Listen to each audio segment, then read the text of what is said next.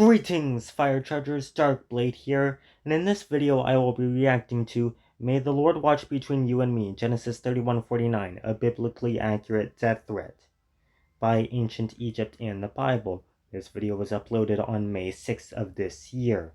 I had originally planned to do this reaction last Saturday. However, it wasn't until last Saturday that I gave the original creator what I consider sufficient notice that I was going to be doing this reaction. As such, I decided to postpone this reaction to today. Keep in mind that I am doing a reaction to this person's content, but that does not imply anything about what I think about this person or their content in general.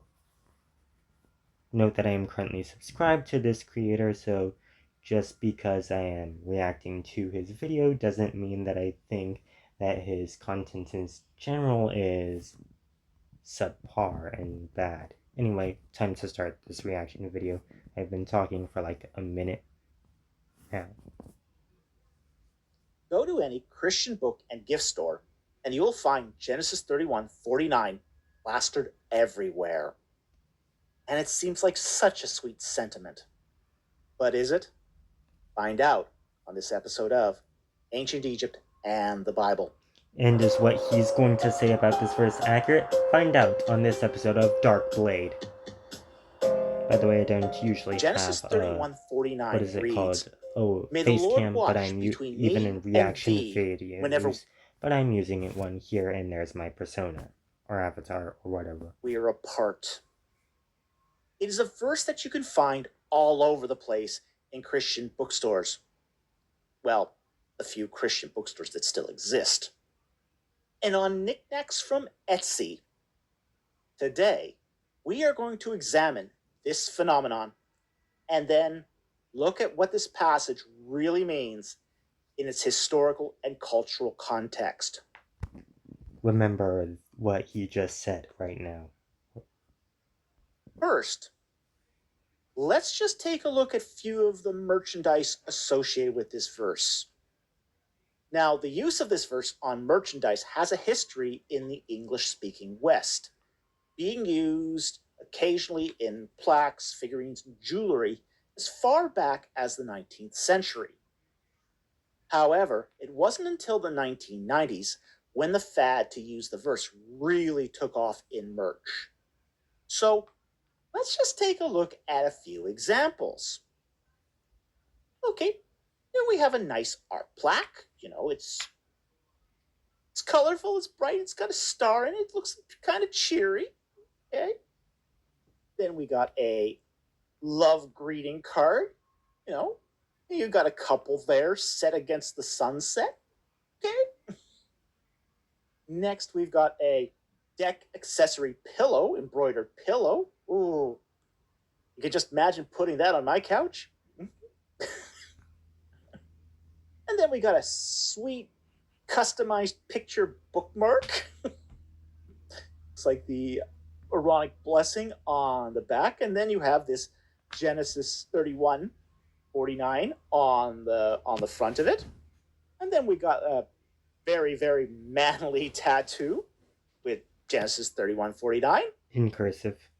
And then we got a personalized photo mug with too many typefaces. too many typefaces. And then we got a promise and wedding rings. Okay, this is special. It says on the ring here, mitzpah, which Remember is a that reference word. to, as we will see shortly, to Genesis 31:49. And finally, my personal favorite, we have a memorial or grave marker. Fantastic. Wait, since when are there 30 months? So there we have a selection of merchandise that uses Genesis 31:49. But what does the passage really mean? Let's get into it. And we're going to read from verses 48 to 53. Quote, and Okay, I'll Laban let him said, do that. This heap is a witness between you and me this day. Remember that part? Therefore, it was named Gilead and Mitzpah, for he said, May the Lord watch between you and Remember me that word when we are watch. absent from one another. If you mistreat my daughters, or if you take wives besides my daughters, although no man is with us, see, God is witness between you and me. Remember that part. And It'll Laban be said to important to my Jacob, point. behold, this heap, and behold the pillar which I have set between you and me. This heap is a witness, and the pillar is a witness, that I will not pass by this heap to you for harm, and you will not pass by this heap and its pillar to me for harm. The God of Abraham and the God of Nahor, the God of their father, judge between By the way, us. this entire video is almost So 8 Jacob minutes swore long. by the fear of his father Isaac. Okay, so let's set the stage for this passage.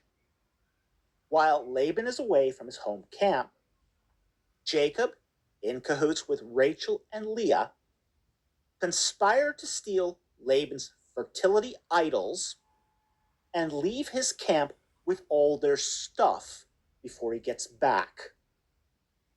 Laban returns to find his daughters and grandchildren and Jacob's flocks are gone. He follows in hot pursuit. He catches up to them and confronts them, and this is where the story picks up. Laban sets up a covenant for a separation of their ways, and this is where things get interesting. Laban builds a heap of stones as a memorial of the covenant that they are about to transact. Verse 48.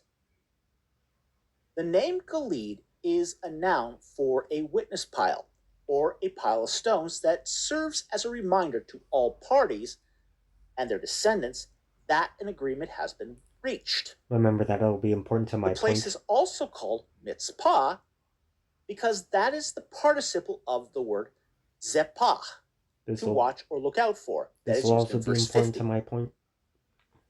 Verse 51 to 52 is a border stipulation.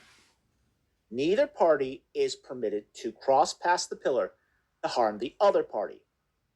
And in verse 53, the covenant is ratified in the presence of each other's gods, the God of Abraham and the God of Nahor, which is likely not the same God as who Abraham worshipped. However, the crux of the passage is verse 50. In this passage, Laban warns Jacob not to mistreat his daughters or take any wives other than his daughters, and that God will keep them apart as long as he behaves himself.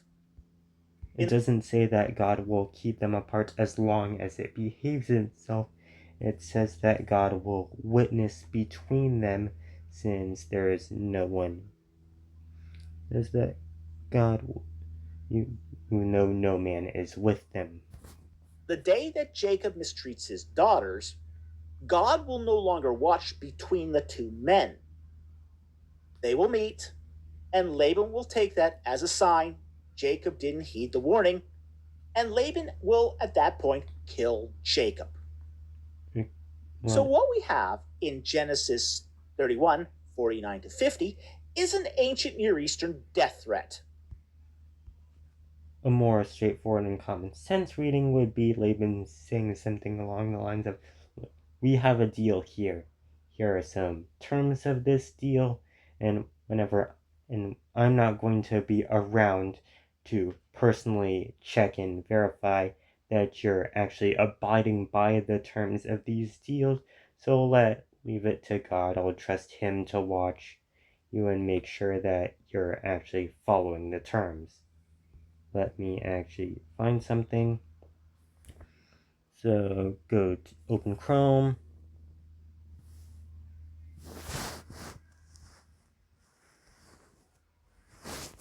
And go to my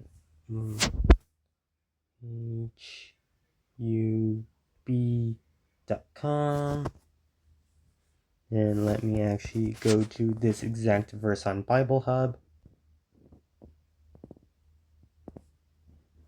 Can take that one. Oh, I accidentally went to 39.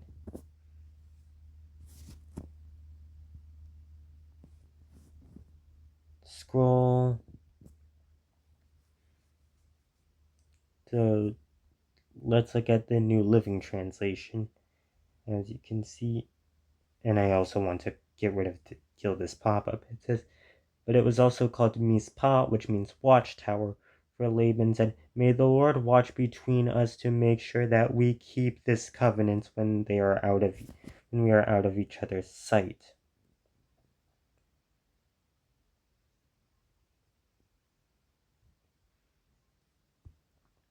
So yeah, more common sense reading is Laban saying that they have an agreement, and even though he himself won't be around to personally watch that Jacob's adhering to the rules of their agreement, God will still watch and make sure. Anyway, where was I? I think I was a little over 6 minutes in.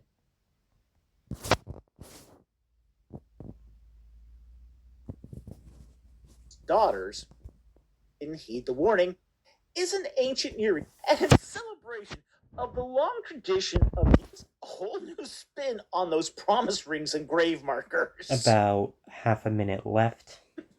And in celebration of the long tradition of using that verse in merch, we have decided to do biblically accurate merch that is more appropriate to the true meaning of the passage. Looks like it isn't. Although we won't be offering grave markers. Yee. And hopefully not grave markers that show up to 30 months. So anyway, we hope you found that interesting and you learned something about ancient Near Eastern death threats. Thank you very much for watching, and I will see you next time on Ancient Egypt and the Bible. That's his standard outro. Anyway, did I miss something? Because I know earlier in this video he said he would use historical and cultural context, but I didn't find any of that in this video. So anyway, that is all from my video. Make sure to like and subscribe to me and also to this original creator. And I will copy the link to his original video and post it in the description so you can easily find it. That's all for this video. Dark Blade out, and I will see you tomorrow.